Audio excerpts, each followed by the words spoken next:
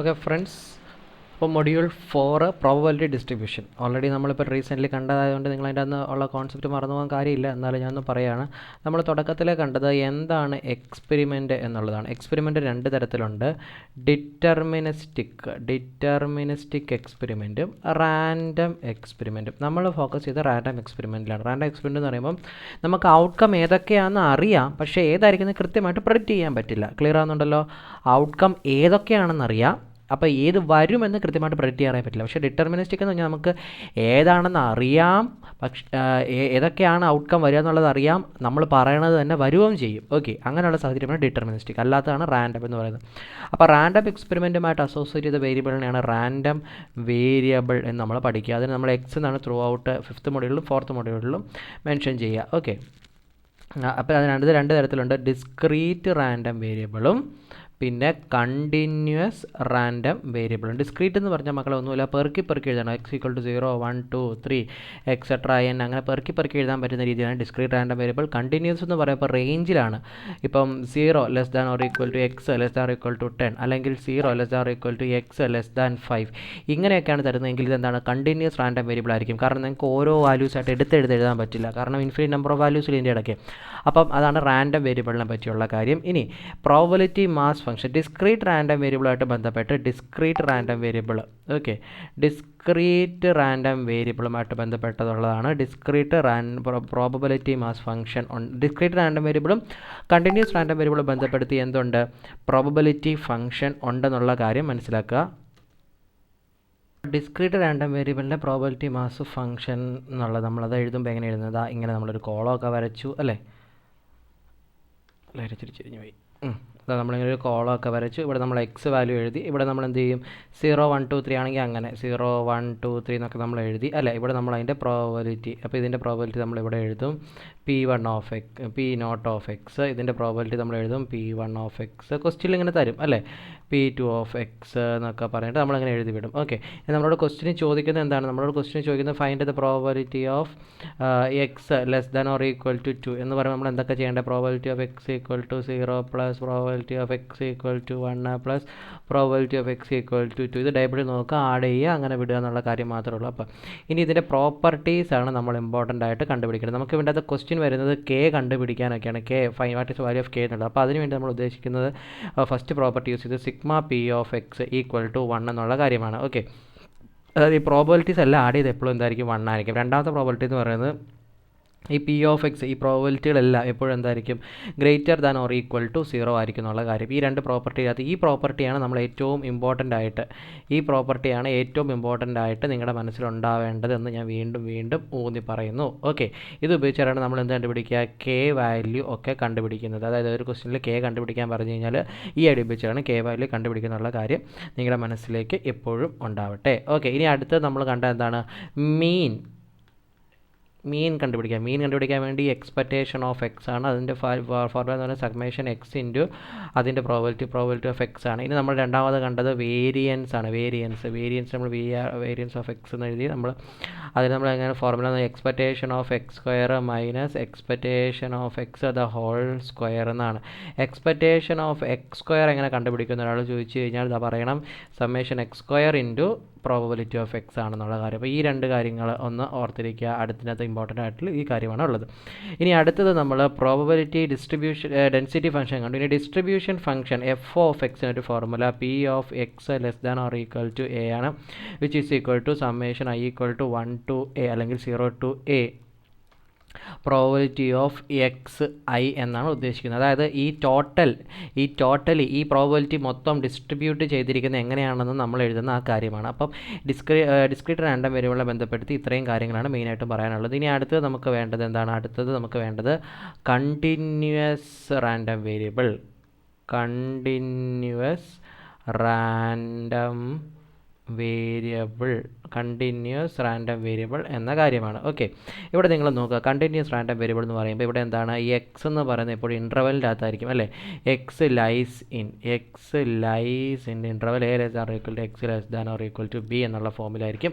അപ്പോൾ നമ്മളിവിടെ ഫംഗ്ഷൻ അല്ലെങ്കിൽ പ്രോബബിലിറ്റി നമ്മൾ കൊടുക്കുന്നത് F of X equal to എന്ന് പറഞ്ഞ ഫോമിലാണ്. ഇവിടെ നമ്മൾ എങ്ങനെ കൊടുക്കുന്നത്, is equal to phi of X where A less than or equal to X less than or equal to B and 0 otherwise.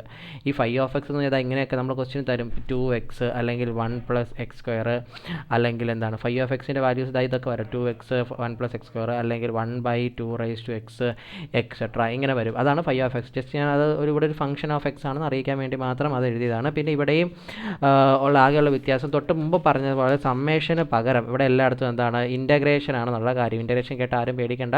പ്രോപ്പർട്ടീസിലകത്ത് first property എന്ന് പറഞ്ഞാൽ ഇൻ്റഗ്രൽ -∞ to ∞. അപ്പോൾ നമ്മളിവിടെ എന്താണ് എപ്പോഴും ഒരു നമ്പർ ലൈൻ നമ്മൾ എടുക്കും, -∞ മുതൽ ∞ വരെ. അതായത് നമ്മുടെ ഇൻ്റർവെൽ എ ബി അവിടെയല്ലേ എക്സ് ഉള്ളത്, അതെന്ത് ചെയ്യും, ഈ റീജിയനെ 3ആയിട്ട് തിരിക്കും. ഇത് ഫസ്റ്റ് റീജിയൻ, ഇത് സെക്കൻഡ് റീജിയൻ, ഇത് തേർഡ് റീജിയൻ. അപ്പോൾ നമ്മൾ എപ്പോഴും ഈ ഒരു കാര്യം കൂടെ മനസ്സിലേക്ക് വെക്കണം. അപ്പോൾ ഇനി പ്രോപ്പർട്ടി നമ്മൾ പറഞ്ഞ interval -∞ to ∞ F of X D X എപ്പോഴും 1 ആയിരിക്കും. രണ്ടാമത്തെ F of X always greater than or equal to 0 ആയിരിക്കും എന്നുള്ള കാര്യം. ഇനി ഇവിടെ മീൻ്റെ കേസ്, ഇവിടെ മീൻ എന്ന് പറഞ്ഞാൽ എന്താണ്, മീൻ എന്ന് പറഞ്ഞാൽ ഇൻ്റഗ്രൽ -∞ to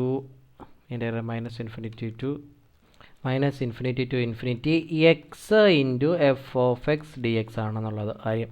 ഇനി വേരിയൻസ് ഓഫ് എക്സ് എന്ന് പറഞ്ഞാൽ എക്സ്പെക്റ്റേഷൻ, ഇത് പറഞ്ഞാൽ എക്സ്പെക്റ്റേഷൻ ഓഫ് എക്സ് തന്നെയാണ് കേട്ടോ മക്കളെ.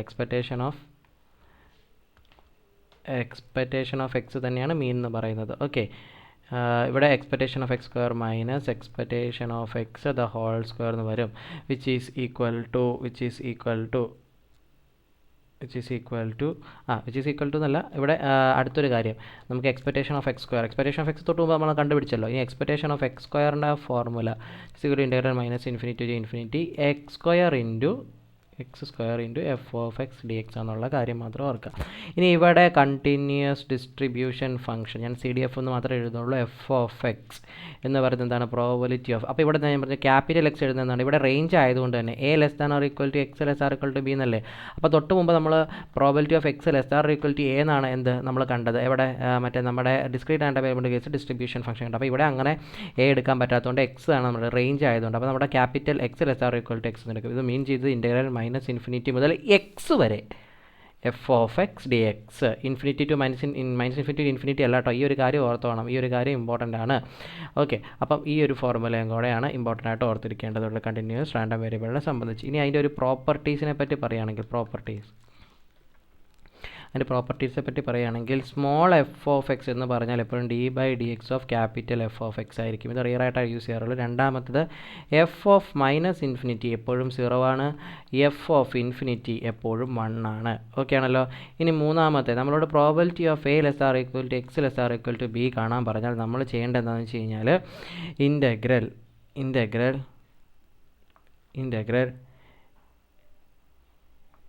a to b F of X D X ആണ്. ഓക്കെ, അല്ലെങ്കിൽ ഇതിനെ നമുക്ക് ഒന്നുകൂടെ എഴുതുകയാണെങ്കിൽ ഇതിനെ F of B minus F of എന്ന് വേണമെങ്കിൽ എഴുതാം. അല്ലെങ്കിൽ ഇത്രയും കാര്യം, ഈ ഒരു കാര്യമാണ് നമ്മൾ പ്രോബ്ലം ചെയ്യുമ്പോൾ മെയിനായിട്ട് യൂസ് ചെയ്യുന്നത്. ആ ഒരു കാര്യം ഓർത്താലും മതി. ഓക്കെ, അപ്പോൾ അതിൻ്റെ പ്രോപ്പർട്ടീസും കഴിഞ്ഞു.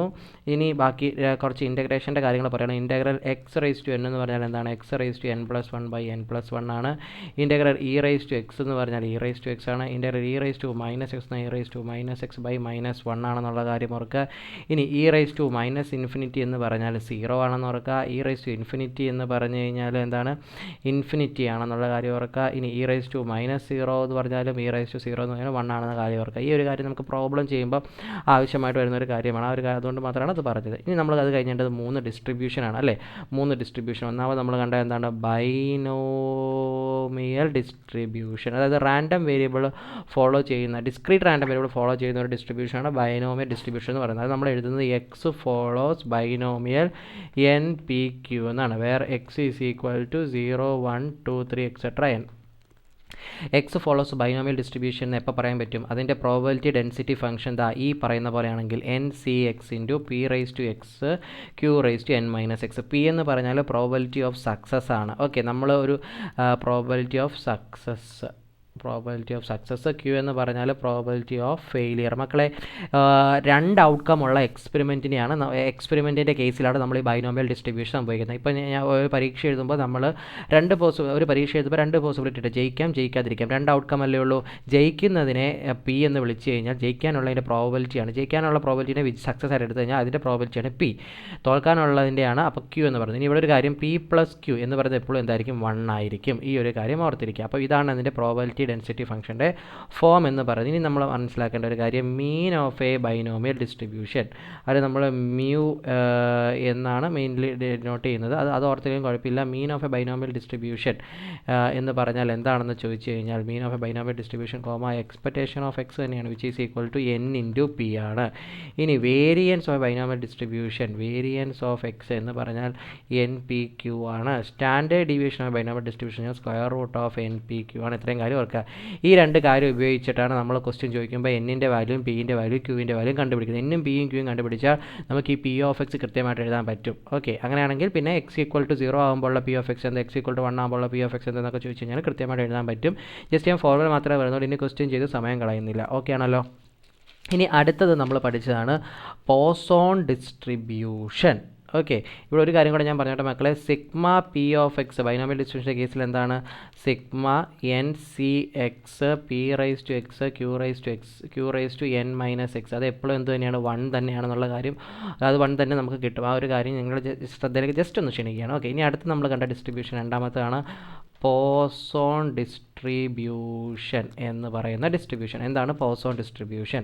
അപ്പോൾ Poisson distribution X follows Poisson distribution അല്ലെങ്കിൽ Poisson distribution P of lambda. Okay, P of probability എന്നുള്ളത് ഇത് ക്യാപിറ്റൽ പി ആണ് കേട്ടോ, ക്യാപിറ്റൽ പി ആണ്. ഓക്കെ, എന്ന് പറയുന്നത് where X is equal to 0 1 2 etcetera. അതായത് എന്നിൻ്റെ വാല്യൂ വളരെ ലാർജ് ആകുമ്പോൾ, അതുകൊണ്ട് തന്നെ നമ്മൾ എന്നിൻ്റെ വാല്യൂ എഴുതുന്നില്ല, 0 1 2 3 അങ്ങനെ പോയിക്കൊണ്ടേ ഇരിക്കുകയാണെന്നുണ്ടെങ്കിൽ ആ സാഹചര്യം നമ്മൾ പറയും ആ ഡിസ്ട്രിബ്യൂഷൻ ഫോളോ ചെയ്യുന്ന എന്ത് ഡിസ്ട്രിബ്യൂഷൻ? പോസോൺ ഡിസ്ട്രിബ്യൂഷൻ ആയിരിക്കും. അതിൻ്റെ പ്രോബബിലിറ്റി ഡെൻസിറ്റി ഫംഗ്ഷൻ്റെ ഫോർമുല എന്ന് പറഞ്ഞാൽ E raise to minus lambda into lambda raise to X divided by X factorial, where X is equal to 0 1 2 etcetera ആയിരിക്കും. ഇവിടെ ലാംഡ ഗ്രേറ്റർ ദാൻ 0 ആണ്. ഇതിനെയാണ് നമ്മൾ പാരാമീറ്റർ എന്ന് വിളിക്കുന്നത്, ഇനി മറ്റൊരു കാര്യം, അടുത്ത് നമ്മൾ മനസ്സിലാക്കേണ്ട കാര്യം, mean in the case of Poisson distribution lambda തന്നെയാണ്. Variance of X for the Poisson distribution lambda തന്നെയാണ്. സ്റ്റാൻഡേർഡ് ഡീവിയേഷൻ എന്ന് പറയുന്നത് എന്തായിരിക്കും? സ്ക്വയർ റൂട്ട് ഓഫ് ലാംഡ ആയിരിക്കും എന്നുള്ള ഈ 3 കാര്യം ഒന്ന് ഓർക്കുക. ഇനി അതിന് ശേഷം നമ്മൾ കണ്ടത് എന്താണ്? മൂന്നാമത് ഫൈനലി ഇതിൽ കണ്ടത് നോർമൽ ഡിസ്ട്രിബ്യൂഷനാണ്. നോർമൽ ഡിസ്ട്രിബ്യൂഷൻ എക്സ് ഒരു കണ്ടിന്യൂസ് റാൻഡം വേരിയബിൾ ആണെന്നിരിക്കട്ടെ. അങ്ങനെയാണെങ്കിൽ X follows normal distribution, normal mu sigma എന്ന് നമുക്ക് എപ്പോൾ പറയാൻ പറ്റും? ഇതിൻ്റെ density X follows normal mu sigma എന്ന് നമുക്ക് പറയാൻ പറ്റും നോർമൽ ഡിസ്ട്രിബ്യൂഷൻ ആണെങ്കിൽ. ഓക്കെ, ഇവിടെ എഫ് ഓഫ് എക്സിൻ്റെ ഫോം എന്തായിരിക്കും? അത് നിങ്ങൾ പഠിക്കേണ്ട ആവശ്യമില്ല, ജസ്റ്റ് ഞാൻ എഴുതുന്നുള്ളൂ. 1/σ√2π e raise to minus X minus mu whole square divided by sigma square. ഇവിടെ മ്യൂ എന്ന് പറഞ്ഞാൽ മീൻ തന്നെയാണ്, മ്യൂ എന്ന് പറഞ്ഞാൽ മീനാണ്, വേറെ minus infinity less than mu less than infinity ആയിരിക്കും. ഇനി സിഗ്മ എന്ന് പറയുന്നത് എന്താണ്? വേരിയൻസ് ആണ്. സിഗ്മ എപ്പോഴും ഗ്രേറ്റർ ദാൻ 0 ആയിരിക്കും എന്നുള്ള കാര്യം, ഈ 2 കാര്യം ഒന്ന് മനസ്സിലാക്കി വയ്ക്കുക. അപ്പോൾ ഞാൻ ഇനി ഇവിടെ എടുത്ത് പറയേണ്ട ആവശ്യമില്ല. നോർമൽ ഡിസ്ട്രിബ്യൂഷൻ്റെ മീൻ എന്ന് പറഞ്ഞാൽ എന്താണ്? മ്യൂ തന്നെയാണ്. വേരിയൻസ് എന്ന് പറഞ്ഞാൽ എന്താണ്? വേരിയൻസ് പറഞ്ഞാൽ സിഗ്മയാണ്. ഓക്കെ, വേരിയൻസ് എന്ന് പറഞ്ഞാൽ സിഗ്മ സ്ക്വയർ ആണ്. ഈ സിഗ്മയുടെ സ്ക്വയർ കണ്ടാൽ മതി, ഈ സിഗ്മ ക്വസ്റ്റ്യൻ തരും. അതിനാണ് നമ്മൾ വേരിയൻസ് സിഗ്മ എന്ന് പറഞ്ഞാൽ സിഗ്മ എന്ന് പറഞ്ഞാൽ സ്റ്റാൻഡേർഡ് ഡീവിയേഷൻ ആണ് കേട്ടോ. സിഗ്മ സ്ക്വയർ ആണ് വേരിയൻസ്, സിഗ്മ എന്ന് പറഞ്ഞാൽ സ്റ്റാൻഡേർഡ് ഡീവിയേഷൻ. അപ്പോൾ സ്റ്റാൻഡേർഡ് ഡീവിയേഷൻ എന്ന് വെച്ചാൽ എന്താണ്? സിഗ്മ ആണ്. ഓക്കെ, ഇത് നമ്മൾ ഏത് പ്രോബ്ലം തന്നു കഴിഞ്ഞാലും X follows normal mu sigma എന്നൊരു പ്രോബ്ലം എന്നിട്ട് പ്രോബബിലിറ്റി കാണാൻ പറയാം. നമ്മൾ അതിനെന്ത് ചെയ്യും? We will convert it into standard normal distribution. Standard normal distribution നമ്മൾ ഇതിനെ ഇസഡ് ആക്കി മാറ്റും. ഇസഡ് എന്ന് പറഞ്ഞാൽ എന്തായിരിക്കും? X minus mu divided by സിഗ്മയാണ്. മ്യൂവും സിഗ്മയും ക്വസ്റ്റ്യൻ തരും. അപ്പം X minus mu divided by sigma ചെയ്ത് കഴിഞ്ഞാൽ നമുക്ക് എക്സ് എന്നിലേക്ക് മാറും, ഇസഡ് പറയും. ഇത് ഫോളോസ് നോർമൽ 0 1 ആണ്. അതായത് ഇതിനെയാണ് സ്റ്റാൻഡേർഡ് ഡിസ്ട്രിബ്യൂഷൻ എന്ന് പറഞ്ഞാൽ മ്യൂ ഈക്വൽ ടു 0യും സിഗ്മ ഈക്വൽ ടു 1ഉം ആയിട്ടുള്ള ഡിസ്ട്രിബ്യൂഷനെയാണ് സ്റ്റാൻഡേർഡ് നോർമൽ ഡിസ്ട്രിബ്യൂഷൻ എന്ന് പറയുന്നത്. ഈ സ്റ്റാൻഡേർഡ് നോർമൽ ഡിസ്ട്രിബ്യൂഷൻ ആയിട്ട് കറസ്പോണ്ടിങ് ആയിട്ടുള്ളൊരു കാര്യമാണ് എന്തെന്ന് പറയുന്നത്? സ്റ്റാൻഡേർഡ് നോർമൽ കർവ് എന്ന് പറയുന്നത് അതാ ഇങ്ങനെ ഇരിക്കും. ഓക്കെ, ഇതിൻ്റെ താഴെയുള്ളത് എന്താണ്? ഈ കാണുന്ന ഏരിയ എന്ന് പറഞ്ഞ പ്രോബബിലിറ്റിയാണ്. ഇത് ടോട്ടൽ പ്രോബബിലിറ്റി എന്ന് പറയുന്നത് integral minus infinity F of X D X ആയിരിക്കും. അത് എപ്പോഴും 1 ആയിരിക്കും. ഇതെന്താണ്? ഇത് അസിംപ്റ്റോട്ടിക് ആണ്. അസിംപ്റ്റോട്ടിക് എന്ന് പറഞ്ഞാൽ എക്സ് ആക്സിസിനെ ടച്ച് ചെയ്യില്ല. പിന്നെ സിമെട്രിക് ആണ്. ഓക്കെ. അപ്പോൾ സിമെട്രിക് എന്ന് പറയുമ്പോൾ ഇവിടെ നിന്ന് ഇങ്ങോട്ടുള്ള ഏരിയ 0.5 ആയിരിക്കും. ഇതിൻ്റെ നേർ പകുതി ആയിരിക്കും. അപ്പോൾ ഇവിടെ നിന്ന് ഇങ്ങോട്ടുള്ള ഏരിയ എന്തായിരിക്കും? 0.5 ആയിരിക്കും. ഇനി നമുക്കൊരു വാല്യൂ കണ്ടുപിടിക്കുന്നുണ്ടെങ്കിൽ നമ്മളെപ്പോഴും പ്രോബബിലിറ്റി സ്റ്റാൻഡേർഡ് നോർമൽ കർവിൽ കൺവേർട്ട് ചെയ്താൽ നമ്മളെപ്പോഴും കാൽക്കുലേറ്റ് ചെയ്ത് പ്രോബബിലിറ്റി 0 ≤ ഒരു പർട്ടിക്കുലർ വാല്യൂ ആയിരിക്കും. ഓക്കെ. അല്ലെങ്കിൽ നമ്മൾ ഇവിടെ ഒരു ഇസഡ് വാല്യൂ നോർമൽ കർവ് നമ്മളിങ്ങനെ വരച്ച് കഴിഞ്ഞാൽ ഈ ഇസഡ് നമുക്ക് തരും. ഈ ഇസഡ് വാല്യൂവിന് കറസ്പോണ്ടിങ് ആയിട്ട് ആണ് നമ്മൾ കണ്ടുപിടിക്കുന്നത്. ഓക്കെ. ഇത് നമ്മൾ ഇത് ഉദ്ദേശിച്ച് കഴിഞ്ഞാൽ നമ്മൾ എപ്പോഴും നമ്മൾ ടേബിൾ നോക്കി എപ്പോഴും കണ്ടുപിടിക്കുന്നത് ഈ പ്രോബബിലിറ്റി ആയിരിക്കും. അതായത് പ്രോബബിലിറ്റി ഓഫ് 0 ഇതെപ്പോഴും 0 ആയിരിക്കും. 0 ≤ ആ വാല്യൂ ഇസഡ് എന്നുള്ള രീതിയിലായിരിക്കും നമ്മൾ കണ്ടുപിടിക്കുന്നുള്ള കാര്യം നിങ്ങളുടെ മൈൻഡിലേക്ക് വരട്ടെ. ഇത് ടേബിളിലേക്ക് നോക്കുന്ന കാര്യമൊക്കെ നിങ്ങൾക്ക് അറിയാം അല്ലേ? ഇസഡ് ടേബിളിൽ നോക്കി ആ പ്രോബബിലിറ്റി കണ്ടുപിടിക്കുക. അപ്പോൾ നമ്മൾ എപ്പോഴും കണ്ടുപിടിക്കുന്നത് ഏത് പ്രോബബിലിറ്റി ആയിരിക്കും? ഈ പ്രോബബിലിറ്റി ആയിരിക്കും കണ്ടുപിടിക്കുന്നത്. അപ്പം ഈ ഭാഗം എന്ന് പറയുന്നത് എന്തായിരിക്കും? ഈ റീജിയൻ എന്ന് പറഞ്ഞാൽ എന്തായിരിക്കും? ഈ റീജിയൻ എന്ന് പറഞ്ഞത് ഈ ടോട്ടൽ പ്രോബബിലിറ്റി നിന്നും ഈ റീജിയൻ്റെ പ്രോബബിലിറ്റി കുറച്ച് കളഞ്ഞാൽ മതി. ജസ്റ്റ് ഞാനൊന്ന് പറഞ്ഞതേ ഉള്ളൂ ക്വസ്റ്റ്യൻ ചെയ്യുമ്പോഴുള്ള കാര്യങ്ങൾ. ഓക്കെ.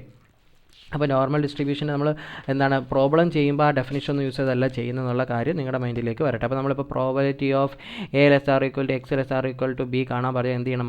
ആദ്യം ഇതിനെ കൺവേർട്ട് ചെയ്ത് സ്റ്റാൻഡേർഡ് നോർമൽ ആക്കണം. അതായത് A - x / μ ചെയ്യുക < (x - μ / σ B - x B - μ A - μ ആണ് B - μ / σ ചെയ്ത് നമ്മൾ സ്റ്റാൻഡേർഡ് നോർമലിൽ കൺവേർട്ട് ചെയ്തിട്ടാണ് പ്രോബ്ലം ചെയ്യുന്നുള്ളൊരു കാര്യം നിങ്ങളുടെ മനസ്സിലിരിക്കട്ടെ. ഇനി ഒരു പോയിന്റ് മോഡ് x < (a) എന്ന് പറഞ്ഞാൽ -a < (x < a ആണെന്നുള്ള കാര്യം മൈൻഡിലിരിക്കട്ടെ. ഇനി മോഡ് x < a എന്ന് പറഞ്ഞു കഴിഞ്ഞാൽ -a < (x < a ആണെന്നുള്ള കാര്യം മൈൻഡിലിരിക്കട്ടെ. ഇനി മോഡ് x > a എന്ന് പറഞ്ഞു കഴിഞ്ഞാൽ 1 - മോഡ് x < a ആണെന്നുള്ള കാര്യം ഈ 3 പോയിന്റും ഒന്ന് മൈൻഡിലേക്ക് ഇരിക്കട്ടെ. ഓക്കെ. സോ അത്രയും ഉള്ളൂ ഈ ചാപ്റ്ററിൽ നമ്മൾ ഡിസ്കസ് ചെയ്യുന്ന കാര്യങ്ങൾ. ഓക്കെ. താങ്ക്